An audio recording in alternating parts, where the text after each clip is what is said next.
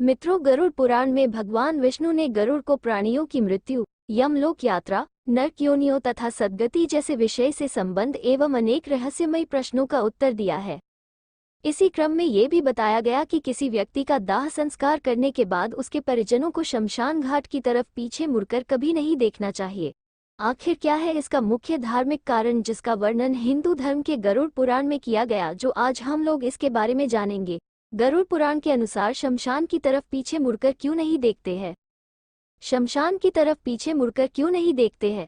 जीवन का सबसे बड़ा सत्य मृत्यु है, फिर भी कुछ लोग इस बात को मानने से कतराते हैं। इसीलिए महाभारत में युधिष्ठिर ने यमराज कहा था कि दुनिया का सबसे बड़ा आश्चर्य यह है कि लोग रोज न किसी की मृत्यु होते देखता है, सुनता है, लेकिन स्वयं वो अपने मरने के बारे में कभी नहीं सोचता है, जबकि मौत तो सबको एक ना एक दिन आनी ही है।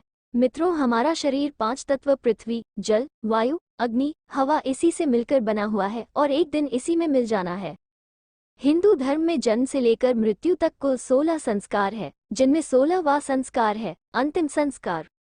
इस संस्कार के अंतर्गत कई वैदिक नियम बताए गए हैं जिनका पालन करना जरूरी होता है, अन्यथा ऐसा माना जाता है अगर इन नियमों के पालन में किसी प्रकार की कमी हुई तो मृतक की आत्मा को बड़े कष्ट उठाने पड़ सकते हैं। सूर्यास्त से पहले दाह संस्कार करना, कपाल क्रिया, पुरुष परिजनों का मुंडन, पिंडदान तथा श्राद्ध कर्म आदि, ये इन सब क्रियाएं अंतिम संस्कार में शामिल है। ऐसे ही कुछ नियम है जिनका उल्लेख गरुड़ पुराण में मिलता है। इसी में ये बताया गया है कि मृतक का दाह संस्कार करने के बाद उनके परिजनों में से किसी को भी शमशान घाट की तरफ पीछे मुड़कर नहीं देखना चाहिए। हिंदू धर्म में दाह संस्कार के बाद पीछे मुड़कर क्यों नहीं देखते हैं? गरुड़ पुराण।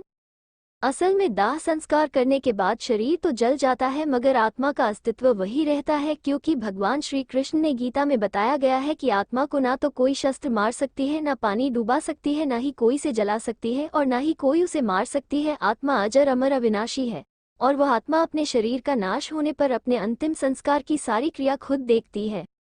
गरुड़ पुराण में आगे बताया गया है कि मृत्यु के बाद भी कुछ लोगों की आत्मा अपने परिजनों के साथ एक जबरदस्त मोह बना रहा था।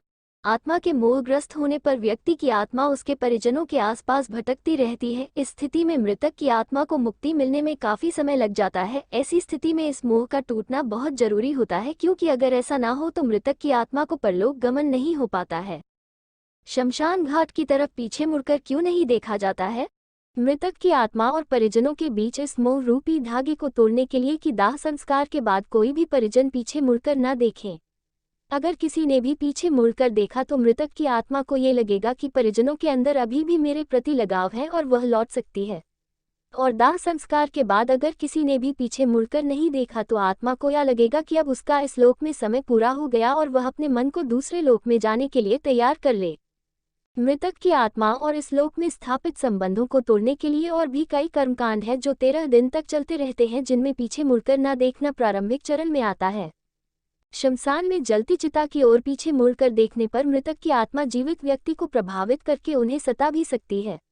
बच्चे आत्माओं के प्रभाव में जल्दी आ जाते हैं, इसीलिए शमशान से लौटते समय बच्चों को आगे रखना चाहिए। मित्रों, पीछे मुड़कर न देखना आत्मा के लिए एक प्रकार का संदेश होता है कि अब तुम्हारा जीवित लोगों एवं परिजनों से कोई संबंध नहीं रहा, अब तुम दूसरे लोक को प्रस्थान करो। मोह के बंधन से मुक्ति के लिए आगे बढ़ो।